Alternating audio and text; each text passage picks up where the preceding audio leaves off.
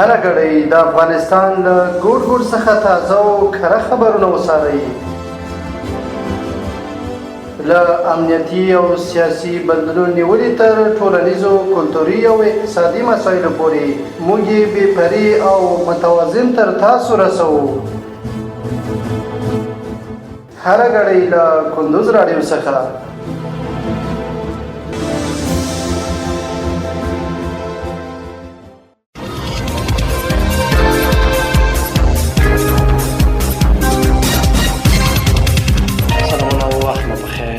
راړم د کندوز راډیو د دې ساعت مهمو ورسۍ خبرونو ته. نن چهارشنبه د 28مه نیټه ده چې د 2025 کال د سپتمبر له 18مې نیټې سره سمون لري. روانه خبري ګړۍ درته زه عبدالجلیل احساس وړاندې کوم. خو په پیل کې هم د څو مهمو خبرونو سرټکي.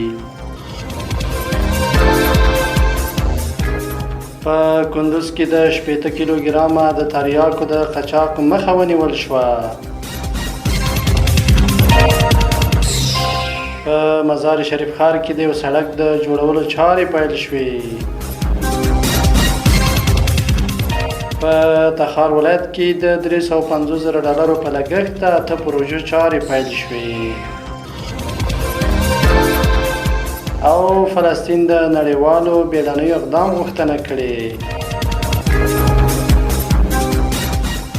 اوس هم بشپړ خبرونه. په کندوز کې د 80 کیلوګرامه د تریاک د قاچاق مخه ونیول شوه.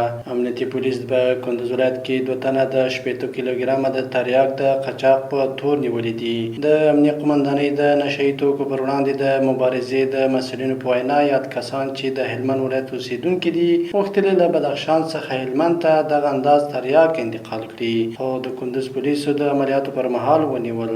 د سیمې اوسیدونکي د قاچاقبرانو په نیول کېدو خوښي څرګندوي او له چارواکو غواړي چې نیول شوي کسانو ته د قانون مطابق سزا ورکړل شي. چارواکي وایي چې د نشهیي توکو پر وړاندې د مبارزې هڅې بلا هم ګړندۍ شي.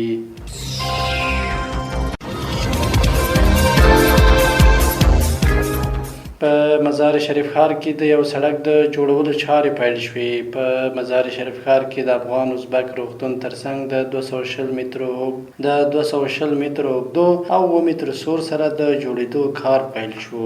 یاده پروژه د ښاروالۍ د انکشافي بودیجې له مخې د 1.806 میلیون افغانیو په لګښت عملي کېږي.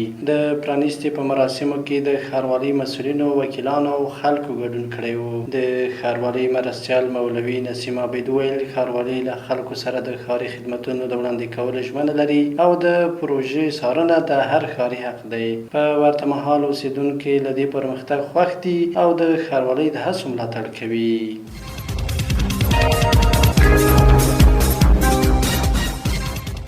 په تخار ولایت کې د $350,000 په لګښت د 8 پروژو چارې پیل شوې. د اوبو او انرژي وزارت په یو خبرپاڼه کې ویلي چې د تخار ولایت په چال بهارک، فرخار ولسوالیو او مرکز تعلقان د خانقاه او سنگ لشم، ګومال او شهروان، جرارق او عبدالحمید کانالونو سربند استنادي دیوالونه کنټرولوي، دروازه او د دهنو سمون او بیا رغونه او د کانالونو د پاککاري چارې د $350,000 په لګښت پیل شوې دي.